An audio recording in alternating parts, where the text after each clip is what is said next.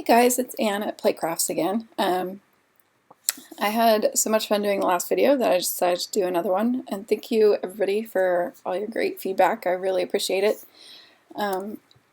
So I wanted to try to keep this one a little bit shorter, so I've already taken the image from Design Seeds and I got the all the colors here.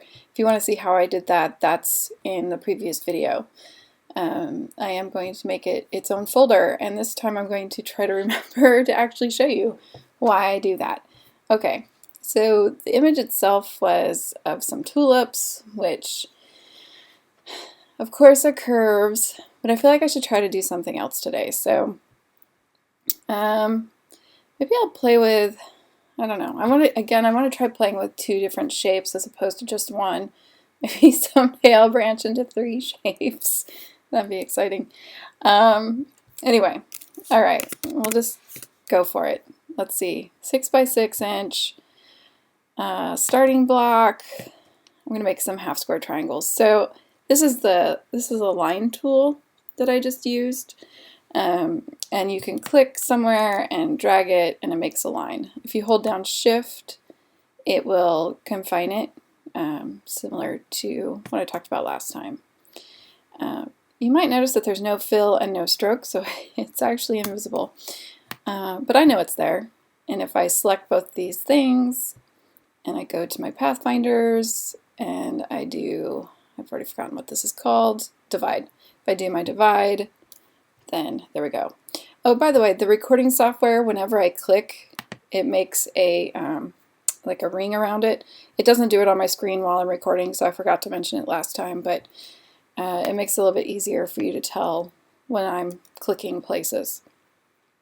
Okay, so now I have a half square triangle. Let's see. Let's give it some color. Maybe I like navy. I like navy a lot. All right, we're gonna do this. Let's see. I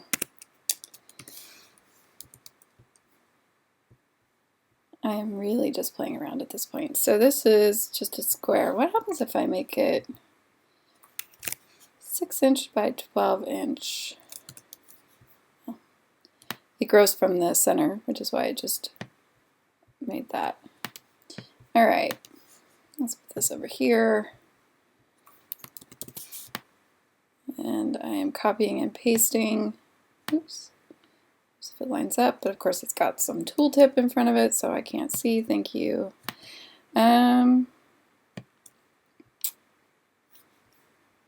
Is that an interesting shape? I don't know. Let's find out. Going for navy as the background color here. I've made crab claws.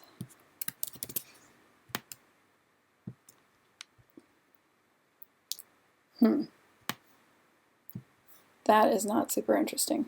Let's see if I make it a bigger shape.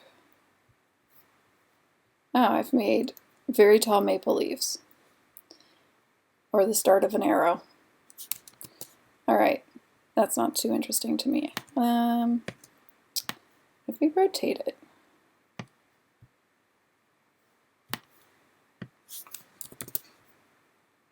I just copied and pasted it again.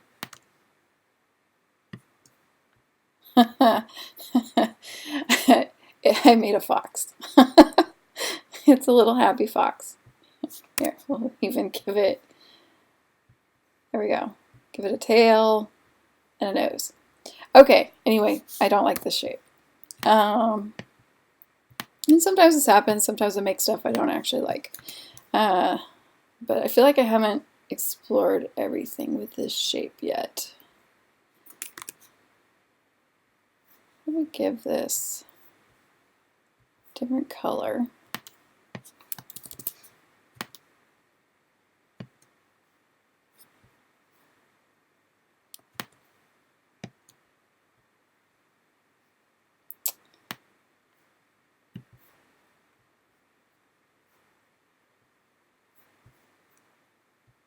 Preview.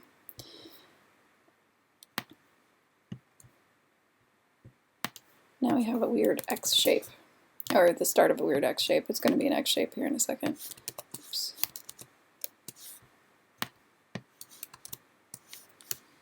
There we go. Every once in a while I lose shapes when I paste them on top of things. That is really not terribly attractive either. Okay. Never mind. What if we copy this to the side? That's a little more interesting. Maybe that's what it needed.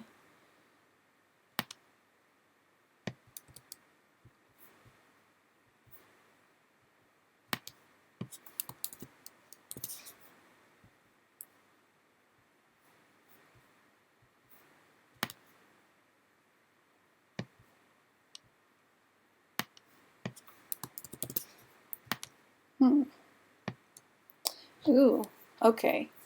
What if we do this? So I noticed when I was, before it had drawn this in, let's put it back. When I dragged it down, you can see the, with just the lines, I could see, oh, what if we make it into an arrow shape that kind of comes down into the next shape. Here, I will fill it in so you know what I'm talking about, but let's start with making this that color. There we go. So that's what I'm talking about. Now I'm starting to like it. We can repeat this a few times.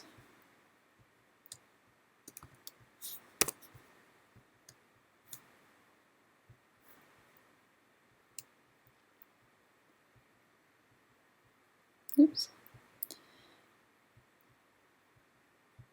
Someday I will take the time to actually get a mouse and use it instead of this trackpad, which is really not super accurate. Okay. Oh, not sure about that green. Let's go back to this.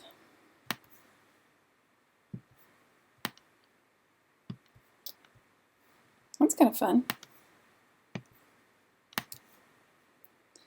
Put it over on the right side. I think there's something to do with the fact that because we read from left to right, things feel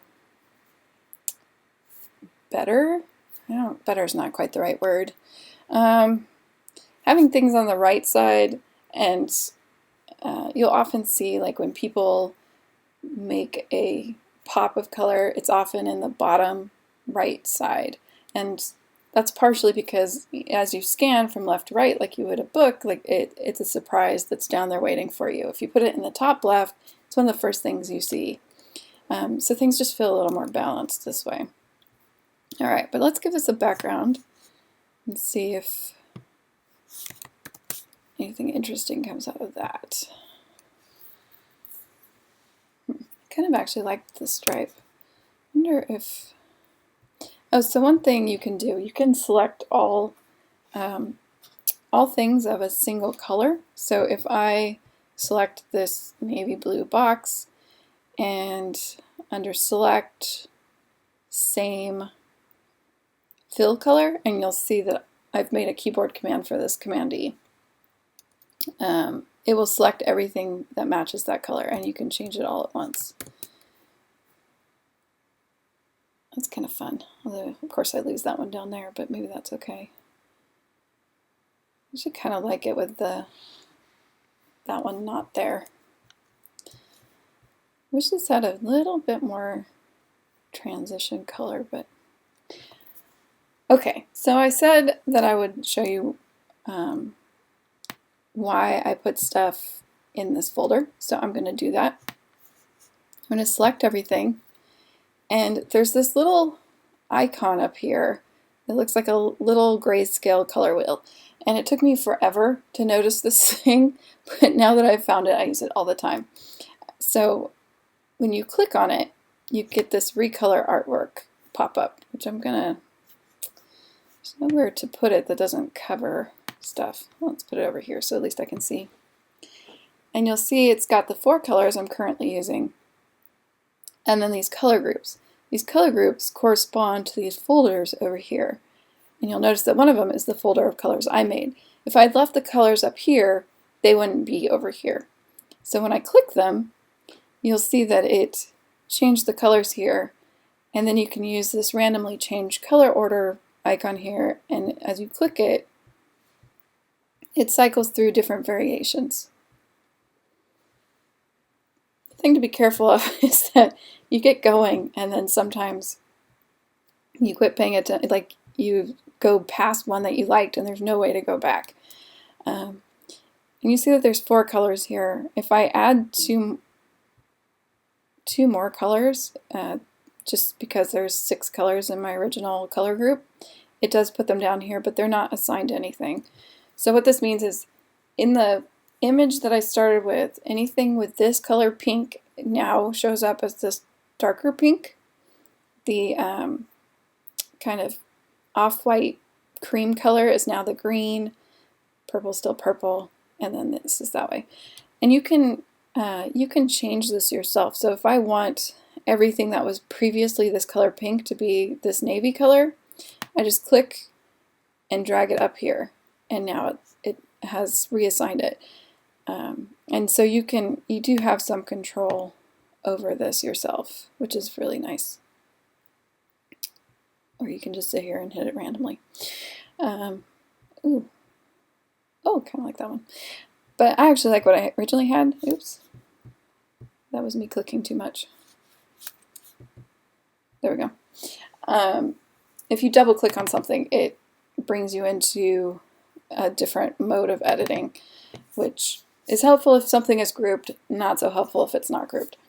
Anyway, I want to change this hidden one down here. Let's see if I can find it. Oops, yeah. It's these shapes. I'm going to change it to this navy because I like the navy. Like that. Okay, and now I talked about this last time, but I'm locking the background layer so I can no longer select it. Because I want to see how this looks if I have multiple rows. Ooh, I really like these shapes that it's creating between them. Although I don't generally like only 2 things. Ooh, and they're not quite lined up. As you can see down here. Oh, they're both kind of not lined up. Alright, so I'm going to group them and then use this align object, align to top, which pops it to the top of the canvas back here. I'm going to do the same with this one, just to make sure it's where it belongs. Nope, not quite. Now it is. Okay. There's not room for a 3rd one, but that's okay.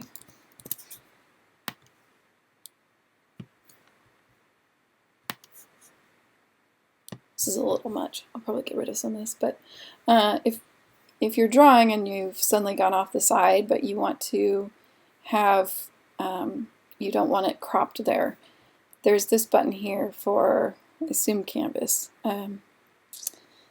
Yeah, I upgraded my OS and it doesn't do tooltips right anymore. Anyway, if you click it, you can modify the, they call it an artboard in Illustrator. It's a canvas, I think, in Photoshop. Anyway, you can change the size of it, or you can come up here to presets, and there's fit to artwork bounds, and if you have something selected, you can fit it to just the selected art. So I click that, and it's automatically the right size now. And if I click any other tool or use its keyboard shortcut, it swaps back to editing mode, where you're actually editing the art. Okay, so, oh, and this one's down just a little bit. We got this little white line down here. Now we can fix that.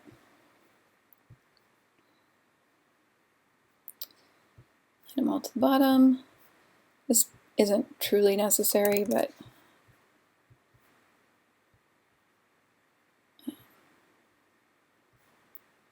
okay. So like I said, I like these shapes in here, and it'd be kind of fun to play with them a little bit.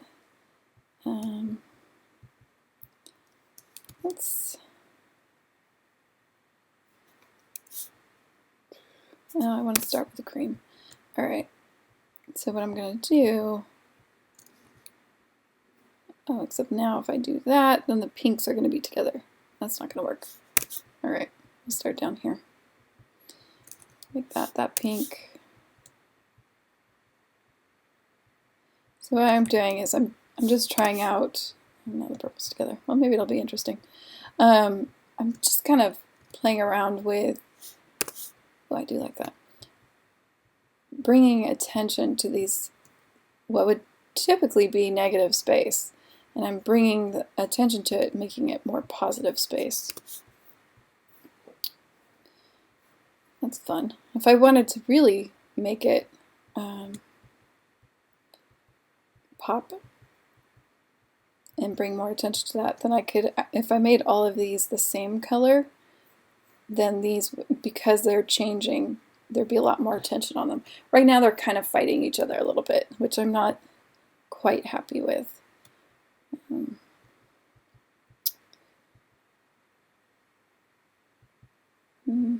Not sure I want to make them all the same color either, though. But I guess just to show you what it'll look like. I'm keeping the purple though. I like this. I like this part. Yeah, I really don't like the way this looks. So probably what I'm going to do is show you this, what it would look like.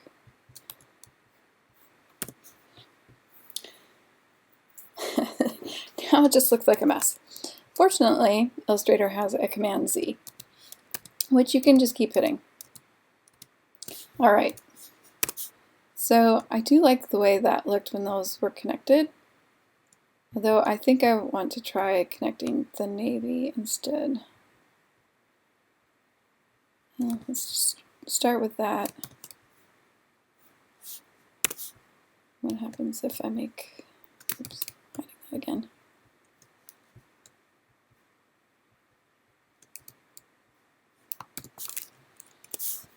I like that. I like that a lot. Now I'm going to see what it looks like with just two.